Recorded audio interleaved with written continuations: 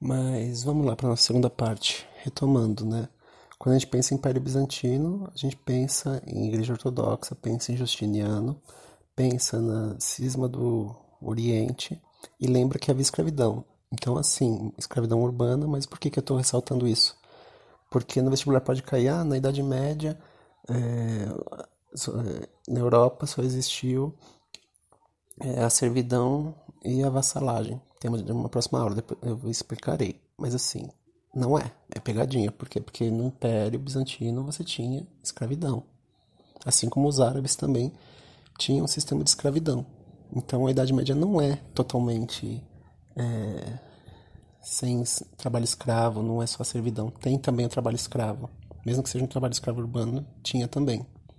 Mas por que eu estou falando disso? Para a gente puxar o nosso próximo gancho, que são os povos árabes, o islamismo. E aí o que eu quero começar? Né? O que são esses povos árabes? Você tem a Península Arábica ali, né? Que vocês vão ver o mapinha no slide que eu mandei para vocês.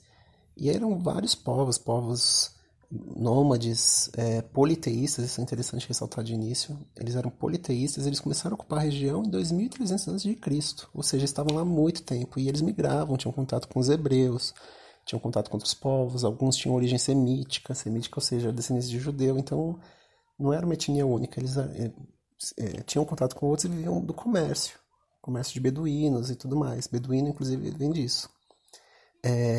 Esses povos também tinham contato marítimo com os egípcios e tudo mais. O que acontece? A partir de 600 a.C. começam a se formar em torno de reinos, né?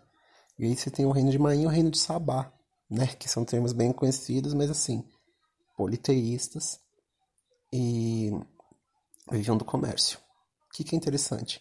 Que nessa época já existia duas cidades bem famosas, que era Meca e Medina.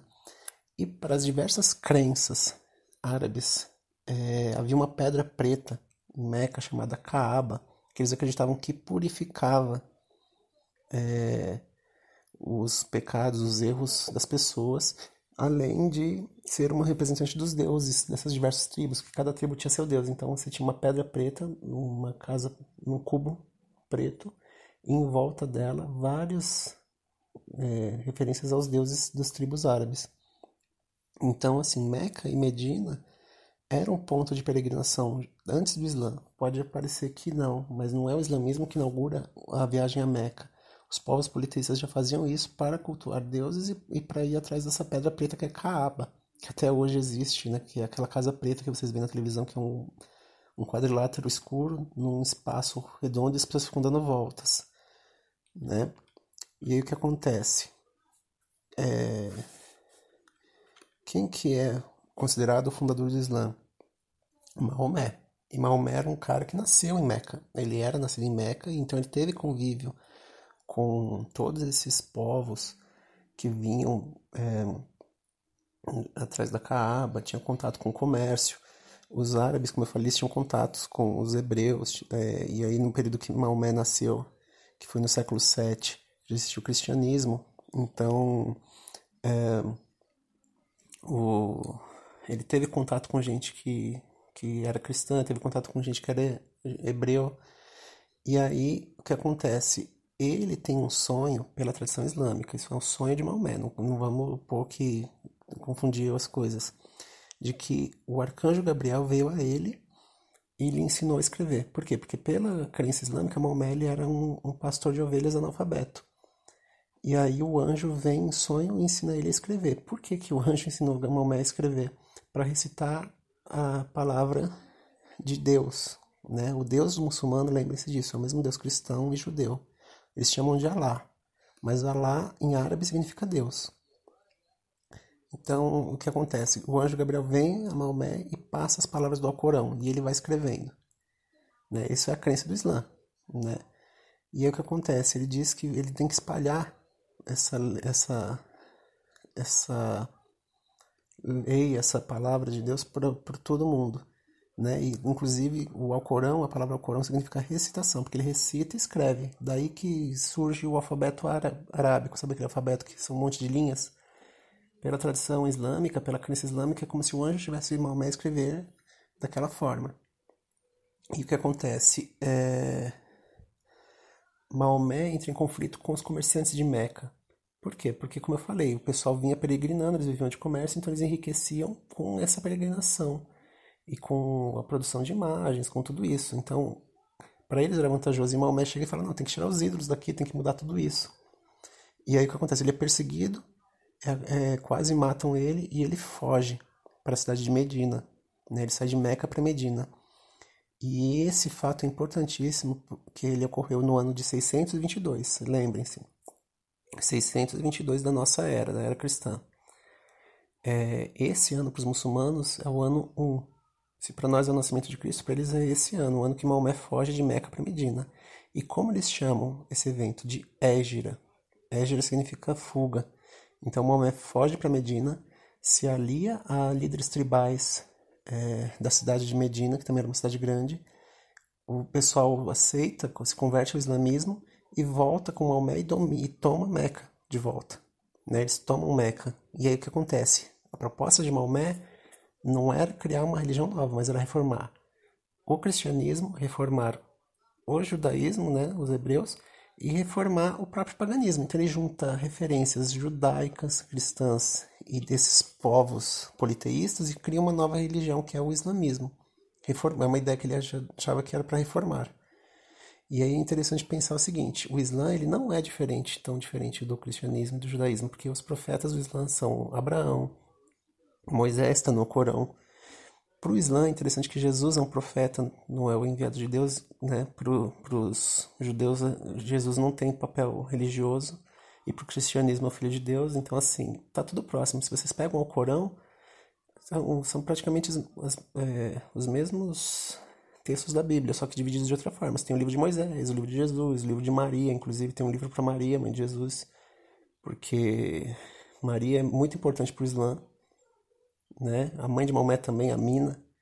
E aí o que acontece? Maomé se torna o principal profeta porque é ele que pega todas essas palavras e junta. Mas é como eu falei, Maomé teve contato com o judaísmo e o cristianismo e com base nessas referências ele escreve o Corão. Né? Claro, não desmereço a crença de ninguém, a crença do Islã, acredito que foi um milagre e tudo mais e respeito. Mas pensando em história, a gente tem que lembrar que, pelos fatos, a relação de Maomé com a escrita está no contato que ele teve com esses hebreus e com os cristãos no comércio de beduínos e de comerciantes ali na região de Meca, que é onde ele morava. Né? Então, retomando, Hégira é a fuga de Maomé em 622 para a cidade de Medina. Esse ano é o ano 1 do Islã. É considerada a fundação do Islã. Vocês vão ver até aqui na imagem que eu mando para vocês do slide uma foto da Kaaba, né, de Meca, e o pessoal todo ali em volta. Porque na tradição islâmica, pelo menos uma vez na vida, todo muçulmano tem que ir a Meca e fazer o mesmo caminho de Maomé, que é ir a Meca, dar 7 voltas em torno da Kaaba para limpar seus pecados e ir a Medina. Claro, quem tem mais dinheiro vai mais de uma vez, mas eles acreditam que uma vez na vida você tem que ir ali, né? E aí tem outro detalhe: o Islã ele não é uma religião única, assim como o cristianismo ele também é muito dividido, né? Se hoje o cristianismo é dividido basicamente no catolicismo, no protestantismo e no ortodoxismo, o Islã se divide, além de outras pequenas vertentes que variam muito, em dois: xiitas e sunitas. Mas como que surgiu isso? Né? Após a morte de Maomé, houve uma briga para ver quem ia sucedê-lo, porque ele era o líder do Islã, que o Islã já tinha tomado toda a Península Arábica, né, como um grande califado, e após sua morte começou uma disputa para ver quem o sucederia, né? Você tem aí Omar, você tem outras pessoas que sucedem e continuam expandindo o território.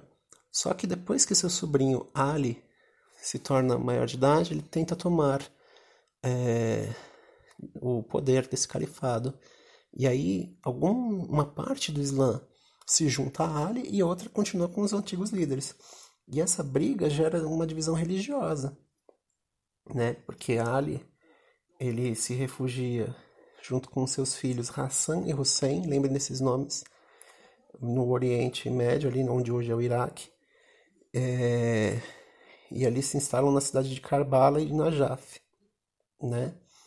Então, os seguidores de Ali começam a cultuar tomar Ali como líder do Islã, sem negar, claro, o papel de Maomé. Eles acreditam que Maomé era um profeta importante, mas que Ali é o fundador do Islã, né? Enquanto que outra vertente, os outros líderes acreditavam só em Maomé. Por que eu estou falando isso? Porque tem essa divisão. Sunitas, xiitas. Os sunitas seriam os descendentes, vamos dizer assim, dos seguidores de Omar, né, que acreditam só em Maomé como principal profeta. Eles têm Meca e Medina como cidades sagradas, inclusive eles rezam virados para Meca. E eles são a maioria do islamismo atualmente, né, ali no norte da África, na Indonésia, no Paquistão, são todos sunitas. Né? E essa outra vertente que acredita em Ali, em Hassan e Hussein, são os xiitas. Os xiitas, eles são a maioria da população no Irã e no Iraque, né?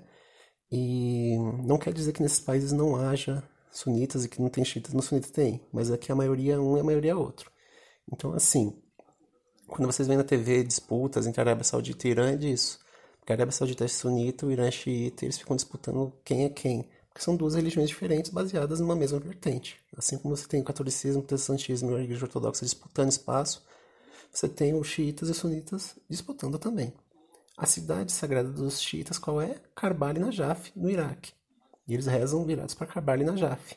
Né? Eles têm Ali como seu seguidor, como seu principal líder, sem desconsiderar Maomé, e os sunitas têm Maomé. Né? E aí tem outras vertentes. E aí uma coisa que é interessante lembrar. O Islã se expande, mas ele não é só de árabes. Isso é um erro, você achar que todo muçulmano é árabe e que todo mundo é igual. Você tem diversas etnias. Por quê? Porque eles foram se expandindo, se expandindo, se expandindo. Então você tem os persas, né, que são os iranianos, os egípcios, os saarianos, os hindus ali no norte da Índia. Você tem os turcos, turco não é árabe. Então são várias etnias, né? Por quê? Porque depois que dessa briga toda, o Islã continua se expandindo. Né? Então eles tomam a Pérsia, né? Dominam a Pérsia, dominam onde hoje é o Paquistão, o Afeganistão, eles vão se expandindo. Pegam todo o norte da África, dominam o Egito, a Líbia, a Argélia, e é interessante que eles chegam a atravessar o Mediterrâneo e tentam dominar o sul da Península Itálica. Lembra que eu falei do Cisma do Oriente? Que em 1054 eles estavam tentando invadir a península e o bispo de Roma pede ajuda. Então, eles tentaram, eles chegaram a dominar por um tempo o sul da Península Itálica, mas logo foram expulsos. Mas o lugar que eles se fixaram mesmo foi na Península Ibérica, que hoje é Portugal e Espanha. E onde eles se expandiam, eles fundavam cidades. Por exemplo, Bagdá foi uma cidade fundada pela expansão islâmica. O Cairo foi uma cidade fundada pelos árabes. E aí você chega ali onde hoje é a Espanha e Portugal, eles fundam Coimbra, eles fundam Andaluzia, Alhambra, Córdoba, né? E eles vão se expandindo e chegam até o sul da França, né? E aí no ano de 700, eles dominam a Península Ibérica, lembrando Espanha e Portugal hoje, em 711, né? Isso é um tema interessante porque a gente vai retomar depois na Idade Moderna. Em 711 eles dominam e ficam lá até 1492, perdendo território aos poucos, mas só saem de lá séculos depois, 700 anos depois.